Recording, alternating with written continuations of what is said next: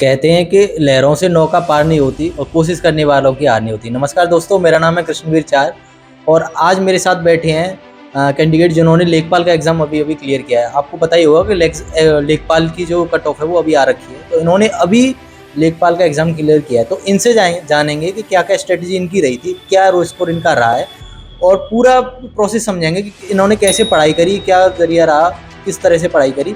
तो इनके इंट्रोडक्शन से स्टार्ट। मेरा नाम मंजीत सिंह है। मैं गांव जारुआ कटरा का रहने वाला हूं। मेरे पिताजी हैं जो किसान हैं और अभी मैंने लेखपाल का वो एग्ज़ाम है जो क्वालिफाई कर रखा है।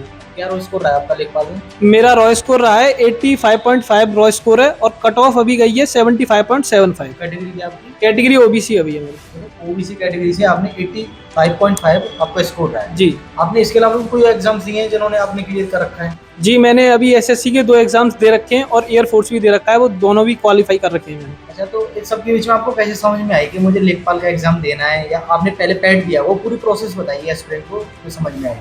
दरअसल क्या है कि भैया मेरी चॉइस है, मैं चाहता हूँ कि मेरा होम स्टेट ही मुझे ज्वाइन करने के लिए मिले, तो उससे अच्छा कोई रास्ता नहीं था। तो यूपी गवर्नमेंट ने 2021 में पैट को इंट्रोड्यूस किया, तो उसमें जितने भी यूपी ट्रिपल एससी की जितनी भी वैकेंसी आनी थी वो पैट के थ्रू आनी थी।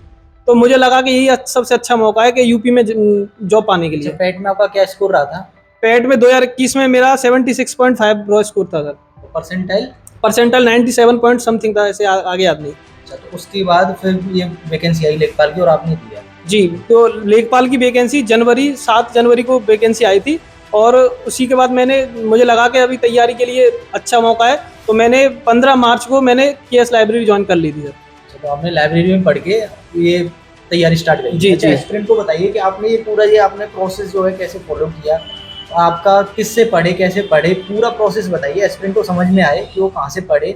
जितने भी आई एम श्योर कि काफ़ी सारे एस्पिरेंट को ये हेल्प करेगा। तो आप बताइए कि आपने कहाँ से पढ़ाई करी, लेखपाल का ये स्कोर आपने जो अचीव किया है इसके लिए। सर मेरा दरअसल क्या है कि मेरा 12th का बैकग्राउंड मैथ का ही रहा है, तो मेरा मैथ तो शुरू से ही अच्छा रहा है थोड़ा बहुत, और मेरा दिक्कत थी हिंदी में, तो मैं ज़्यादातर पढ़ा हूँ सारे यूट्यूब से ही पढ़ा हूँ, फ्री में पढ़ा हूँ। अभी तक मैंने बस जीएस का एक कोर्स बाय कर रखा है स्टडी IQ से, बाकी सारा कुछ मैं फ्री पढ़ा हूँ। तो आपने कोई कोचिंग अब तक ज्वाइन नहीं करी है? नहीं, ऑफलाइन कोई भी कोचिंग आज तक नहीं गया हूँ भैया। अच्छा, तो आपने खुद से ही सेल्फ स्टडी जी, जी, मैं खुद से 85.5 आपका ऑफलाइन खुद ही पढ़ के?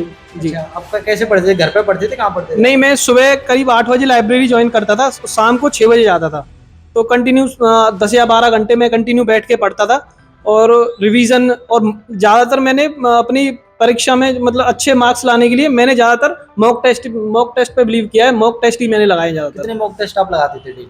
मैं पर डे 1 मॉक टेस्ट लगाता था, और लेखपाल में एग्जाम मेन से मैं बैठने से पहले मैंने करीब 40 से 45 मॉक लगा चुका था। मैं किस प्लेटफॉर्म पे आपने मॉक टेस्ट लगाए सारे? मैंने कुछ एक ऑफलाइन बुक्स खरीदी थी, पर लेकिन उनमें जो रेलेवेंट था वो अच्छा नहीं लग रहा था, वो मटेरियल था वो थोड़ा ठीक नहीं था, तो मुझे लगा कि मैं टेक्स्ट बुक से ही अच्छा मतलब मार्क्स इंक्रीज कर सकता हूँ। मैंने ज़्यादातर टेक्स्ट बुक से ही लगाया सारा कुछ। आपने ऑनलाइन लगाया? अच्छा, आपका जो मॉक टेस्ट लगाते थे उसमें क्या स्कोर रहता था आपका? मेरी स्टार्टिंग में जिस दिन मैंने मॉक लगाया था 55 से स्टार्ट हुआ था मेरे मार्क्स, और जिस दिन मैं मेंस में बैठने गया तो उसके लास्ट 5 मॉक मेरे 85 प्लस ही थे सारे। तो वही आपने स्कोर अचीव कर लिया? वही स्कोर अचीव कर लिया सर। अच्छा, तो आप बताइए कि जब मॉक टेस्ट आपने स्टार्ट किया, जब आपके 55 मार्क्स आते थे और फिर 85 तक जो सफर रहा है उसमें आप डिमोटिवेट भी हुए होंगे कई बार, तो आप एस्पिरेंट को बताइए, तो तैयारी कर रहे हैं, मैंने देखा कि एस्पिरेंट पहले ही डिमोटिवेट होकर तैयारी छोड़ देते हैं, तो उनको बताइए कि डिमोटिवेट नहीं होना है। तो मोटिवेशन के बारे में थोड़ा सा बताइए। देखिए सर, मोटिवेशन का एक अच्छा जरिया है कि अपने माँ बाप की शक्ल को थोड़ा याद कर लिया जाए, क्योंकि उनका जो संघर्ष है वो हमारे पीछे ही हमें दिखता नहीं है। तो दरअसल क्या है कि सर मोटिवेशन के लिए अब खुद को अपने आप से बोलिए कि हमारे माँ बाप हमारे लिए क्या कर रहे हैं। तो सर मैं सोचता था कि बहुत बार ऐसे स्टेज आई थी कि मेरे मार्क्स मॉक में भी कम हो रहे थे और मैं डीमोटिवेट भी होने लगा, आने जाने में भी दिक्कत होती थी, साइकिल से आता था वैसे मैं लाइब्रेरी। तो फिर क्या है कि सर मैंने कंटिन्यू अपनी वो रूटीन जो तोड़ा नहीं, वो लगातार मैं वही करता रहा। मैथ में मेरे मार्क्स शुरू से ही अच्छे आते थे। हिंदी का बैकग्राउंड से नहीं हूँ, क्योंकि मैं CBSE बोर्ड से पढ़ा हूँ, तो मैंने हिंदी में सबसे ज़्यादा स्ट्रगल हिंदी में ही किया था सर मैंने। अच्छा, तो जैसे आपने किन बुक्स को फॉलो किया था, कि क्योंकि आप कोचिंग तो कहीं गए नहीं, तो आई एम श्योर कि आपने बुक्स तो फॉलो करी होंगी, कोई बुक्स हैं जिनसे आप पढ़े थे? सर मैं मैथ की एक भी बुक लेके नहीं आया हूँ अभी तक, बस मैं SSC के लिए अभी पिनेकल लेके आया हूँ 1-2 महीने पहले, और लेखपाल के लिए मैथ के लिए कोई बुक नहीं थी मेरे पास। हिंदी के लिए मैं दृष्टि वाली जो घटना चक्र आती है उसको लेके आया हूँ बस, उसके बाद तो जीएस में मैं आपको बता चुका हूँ, स्टडी आईक्यू से जो डॉक्टर विपिन गोयल सर हैं उनसे मैं जीएस पढ़ता हूँ। अच्छा, अभी जो कट ऑफ हुई है लेखपाल की 75.75 जी जी। तो और आपका 85.5 5 है। स्कोर है, तो आप कैसे देखते हो, क्योंकि अभी तो ये फाइनल कट ऑफ तो है नहीं, ये तो प्री कट ऑफ है, इसके बाद डीबी होगा, आई एम श्योर कि कुछ मार्क्स बढ़ेगी। खैर आप तो सेफ स्कोर हो, तो आपके हिसाब से क्या स्कोर रहना चाहिए जो एस्पिरेंट बैठे हैं, जो इनका डीबी होने जा रहा है, सेफ स्कोर क्या रहेगा इसमें? सर मैं लेखपाल की बात नहीं कर रहा हूँ, मैं सारे एग्जाम्स की बात कर रहा हूँ। आप अब कब मतलब जो आज प्रेजेंट टाइम है उसमें आप जॉब लेनी है आपको, तो 80% मार्क्स हर एग्जाम में लाने पड़ेंगे आपको, क्योंकि 80 से नीचे आपको वो थोड़ा अंदर से डर ही रहेगा कि फाइनल तक क्या मेरा सिलेक्शन होगा या नहीं होगा। 80 मार्क्स लाने के बाद 80 प्लस या 82 83% मार्क्स लाने के बाद आपको अंदर से भी कॉन्फिडेंस होता है कि हाँ मेरा सिलेक्शन पक्का है। तो आपका क्या रूटीन रहता था पढ़ने का? ऐसे आप सुबह कैसे लर्न ज़्यादा करते थे, या क्या पूरा प्रोसेस बताइए जिससे समझ में आए। सर मैंने दरअसल क्या है कि मैं सुबह 8 बजे लाइब्रेरी ज्वाइन करता था। मेरा पहला काम एक मॉक लगाना था सुबह आते ही, क्योंकि सुबह सुबह माइंड रहता है थोड़ा फ्रेश रहता है, तो मैंने आते ही एक मॉक लगाना है। उसके बाद मैं जो कल पढ़ा था वो सारा रिवीजन करना है एक बार, क्योंकि सारी दिक्कत बहुत ज़्यादा दिक्कत हो रही थी ग्रामीण परिवेश में। इसमें एक सेक्शन आता है 25 नंबर का, वो ग्रामीण परिवेश का आता है। वो दरअसल कोई नहीं पढ़ता उसको, क्योंकि वो लेखपाल में भी आता है और किसी एग्जाम में नहीं आता, तो उसमें बहुत दिक्कत आती थी। तो मैं क्या करता था, जो पिछला कल पढ़ चुका हूँ उसको आज आके रिवाइज करूँगा 2 बार, फिर उसके बाद नेक्स्ट जो आज का जो टारगेट है उसको अचीव करूँगा। अच्छा, तो आपने ऐसे करके तैयारी करी है पूरी? जी। तो जो आप तैयारी कर रहे थे ऐसे लेखपाल की, तो और भी बीच में काफ़ी सारे एग्जाम्स रहे होंगे, आपने बीच में कोई एग्जाम दिया कि पूरा फोकस एक ही एग्जाम पे था? नहीं, मेरा फोकस दरअसल क्या है कि 5 महीने तो मैं फोकस बिल्कुल लेखपाल पे ही था। उसके बीच में सीजीएल के 2021 का भी फॉर्म आया, 22 का फॉर्म आया था, मैंने नहीं भरा, ना मैंने एग्जाम दिया। सीपीओ का भी आया था, ना मैंने दिया। उसके बाद लेखपाल हो गया, उसके बाद मैंने सीजीएल 2022 का दिया था। और आप अभी भी तैयारी जारी रखी है कि आपका मतलब हाँ, कि अभी तैयारी में हो लेखपाल? अभी भी मैं तैयारी कर रहा हूँ सर, क्योंकि मेरा 2022 सीजीएल प्री निकल चुका था, मैंने मेंस दे रखा है मैंने। अभी गवर्नमेंट की तरफ से नोटिस भी आ रखा है कि अब डॉक्यूमेंट वेरिफिकेशन की प्रोसेस, तो आपने डॉक्यूमेंट पूरे रेडी कर रखे हैं? हाँ, मेरे डॉक्यूमेंट नोटिस आ रखा है, क्या क्या डॉक्यूमेंट रेडी करने हैं? नहीं, अभी तक तो कोई नोटिस अभी आयोग की तरफ से नहीं आया है। वो ज़्यादातर आप मान के चलिए या मई के लास्ट वीक में लेटर आ सकता है डीवी के लिए। अच्छा, तो और जो एस्पिरेंट जिनका सिलेक्शन नहीं हुआ है इसमें, वो काफ़ी तैयारी कर रहे थे, मैं देख रहा था, उनके लिए आप क्या कहना चाहोगे कि उनको आगे कैसे तैयारी करनी है, क्या स्ट्रेटजी और रखें जिससे कि कहीं उनका सिलेक्शन हो जाए? मैं यही बात कहना चाहूँगा, जितने भी एस्पिरेंट जो अभी इन्होंने एग्ज़ाम का लेखपाल का एग्ज़ाम दे रखा था, उनके लिए मैं एक ही बात कहूँगा कि आप अंदर से तो पहली बात मोटिवेट रहिए, क्योंकि आपका मोटिवेट होना आपकी स्टेज के लिए अच्छा ही है। तो क्या है कि जितने भी आप कभी भी किसी एग्ज़ाम की तैयारी करते हैं तो पहले उसके PYQ चेक कर लिए जाएँ मेरे हिसाब से तो, क्योंकि PYQ से आइडिया लगता है कि आप कौन से जो आपका जो लाइन है वो सही है कि नहीं है। आप आइडिया लगा सकते हैं कि दरअसल क्वेश्चन कैसे पूछे जा रहे हैं। तो मैं PYQ पे थोड़ा फोकस करता था। UPSSC के जितने भी एग्ज़ाम हो रखे हैं, हिंदी और मैथ, सारे क्वेश्चन मैं खुद अटेम्प्ट करता था। ग्रामीण प्रवेश आपने कहाँ से पढ़ाई करी थी? क्योंकि ग्रामीण प्रवेश में बहुत ज़्यादा कन्फ्यूजन रहता है कि कहाँ से पढ़ें कहाँ से नहीं पढ़ें, तो आपने वो कहाँ से पढ़ी थी? ग्रामीण प्रवेश का सर मैंने एक तो रोजगार वेद अंकित सर हैं, उनका यूट्यूब चैनल है, उनके जो टीचर पढ़ाते थे दिग्विजय सर, उनसे मैंने नोट्स बनाए थे, खुद ही पढ़ा था और खुद ही हाथ से हैंड रिटन नोट्स बनाए थे। और मैंने एग्जामपुर से भी पढ़ा हूँ थोड़ा बहुत, और लास्ट की जो एग्जाम विवेक सर की वीडियो थी वो बहुत हेल्पफुल रही हैं, तो वो मैंने बहुत पढ़ी थी। अच्छा, जो अभी एस्पिरेंट तैयारी कर रहे हैं, तो मैंने देखा है कि कई कोचिंगों के कोचिंग के लिए जाते हैं, ऑनलाइन पढ़ रहे हैं, ऑफलाइन पढ़ रहे हैं, तो कितना सही रहता है कि ऑनलाइन कोचिंग पढ़ना चाहिए या ऑफलाइन पढ़ना चाहिए, या कहाँ बैठ के पढ़ना चाहिए? जैसे आपने बताया आप लाइब्रेरी में पढ़ते थे, सेल्फ स्टडी कितना ज़रूरी है, इसके बारे में थोड़ा सा बताइए। देखिए सर, ऑफलाइन में ऐसा रहा है आजकल, क्योंकि ऑनलाइन जितने भी टीचर हैं सारे ऑनलाइन अवेलेबल हैं आपके पास, जो भी टॉप क्लास टीचर हैं।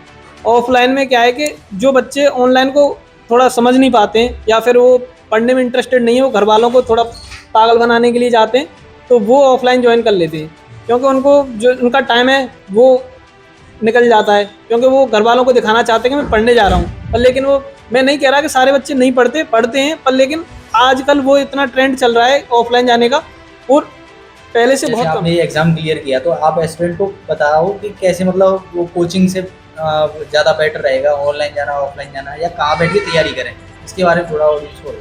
सर मैंने शुरू से ही प्रेफर किया है कि खुद से पढ़ाई करना सबसे अच्छा लगता है, क्योंकि जितनी आप मेहनत आने जाने में ऑफलाइन कोचिंग में करते हैं, उतनी आप कोई भी नियरेस्ट आपके अच्छी कोई लाइब्रेरी हो जिसमें माहौल अच्छा हो, उसमें जाके खुद से पढ़ें 7-8 घंटे, वो थोड़ा अच्छा लगता है मुझे। और शुरू से मैंने यही किया है, आज तक मैं कभी ऑफलाइन कोचिंग गया नहीं हूँ मैं। अच्छा, तो लाइब्रेरी का क्या फ़ायदा रहता है एक एस्पिरेंट की लाइफ में जो सीरियस तैयारी करना चाह रहा है? और एक मैंने देखा है कि लाइब्रेरी तो कई सारी हैं, हर क्षेत्र में आजकल लाइब्रेरी है। एक अच्छी माहौल होना वो बहुत कितना ज़रूरी है एक एस्पिरेंट के लिए, ये बताइए?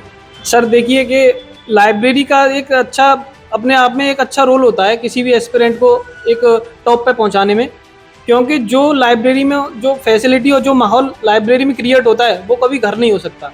क्योंकि मैंने भी घर में पढ़ने की बहुत ट्राई किया है, थोड़ा बहुत पढ़ता था, फिर नींद आने लगती थी तो फिर जाके सो जाता था। तो फिर मैंने लाइब्रेरी ज्वाइन करने से एक ही मुझे बहुत अच्छा फ़ायदा मिला कि कंसिस्टेंसी बनी रहती है बैठने की प्लस पढ़ने की भी। क्योंकि लाइब्रेरी में क्या है कि आप कंटिन्यू बैठ सकते हो और पढ़ सकते हो उसमें। और आपने अभी पूछा था कि लाइब्रेरी में कैसी होनी चाहिए, तो सर उसके लिए मैं सबसे ज़्यादा अपना जो पढ़ने का जो बैठने का श्रेय देना चाहता हूँ, मैं केएस लाइब्रेरी को दूंगा। क्योंकि सर मैंने सबसे पहले मैंने कभी ज़िंदगी में जितनी भी लाइब्रेरी ज्वाइन की हैं, वो सबसे बेस्ट मैं केएस लाइब्रेरी में मुझे फील हुआ है सर। धन्यवाद इसके लिए। अच्छा, आप एक और बात बताइए, जैसे कि ये पूरी तैयारी के बीच में आई एम श्योर कि फैमिली का बहुत बड़ा रोल रहता है। जी। तो पूरा ये सफलता का श्रेय आप किसको देना चाहेंगे? सर सफलता का श्रेय वैसे तो मैं पूरी फैमिली को दूंगा, क्योंकि सभी ने मेरे पीछे बैक मतलब मेरे बैक में सभी ने मेरी मेहनत मेहनत करी है सर। मेरी बहनों में जो मेरी सिस्टर हैं, उन्होंने भी मेरे पीछे बहुत मेहनत करी है, मेरे लिए खाना बनाना और मेरे कपड़े धोना टाइम टू टाइम। और वैसे तो फिर माँ बाप को तो सभी श्रेय देते हैं सर, तो मैं माँ बाप के साथ साथ अपनी बहनों को भी श्रेय देना चाहूँगा। तो मंजीत जी, इस सब के बीच में मैं आपको पहले तो धन्यवाद बोलूँगा कि आपने अपना कीमती समय हमें दिया, ये इंटरव्यू हो पा रहा है और ये काफ़ी सारे एस्पिरेंट को मोटिवेट करेगा। आई एम श्योर कि जो स्टूडेंट देख रहे हैं उनको मोटिवेशन मिलेगा। और मैं आपको बधाई दूंगा कि आपने ये स्कोर अचीव किया है। आई एम श्योर कि आप बहुत जल्दी ये जॉब लेने वाले हो। दोस्तों, जैसा कि मंजीत जी ने बताया कि वो लेखपाल की तैयारी कर रहे थे केएस लाइब्रेरी, तो मैं आपको केएस लाइब्रेरी के बारे में थोड़ा सा बताना चाहूँगा। केएस लाइब्रेरी जो है आगरा के रोहता क्षेत्र में, जो पीएस गार्डन के बिल्कुल बगल में पड़ता है। मैं कॉन्टैक्ट डिटेल सारी नीचे डाल दूंगा आपको। अगर आप नियरेस्ट यहीं कहीं भी रहते हो, आगरा में आसपास के मधुनगर या ग्रामीण क्षेत्र से कहीं भी रहते हो, तो हमारे यहाँ आप आके पढ़ सकते हो। और वीडियोज़ में हमने सारा डिटेल में बता रखा है, गूगल मैप से लेकर यूट्यूब पे आप कहीं भी चले आइए, हमने सारा डेटा अपना डाल रखा है कि कैसे कैसे इन्फॉर्मेशन पूरी है। तो हमारा जो जगह है वो मैं आपको पूरा डिटेल नीचे डिस्क्रिप्शन में डाल देता हूँ, और आप ज्वाइन करना चाहे तो ज्वाइन कर सकते हैं। धन्यवाद।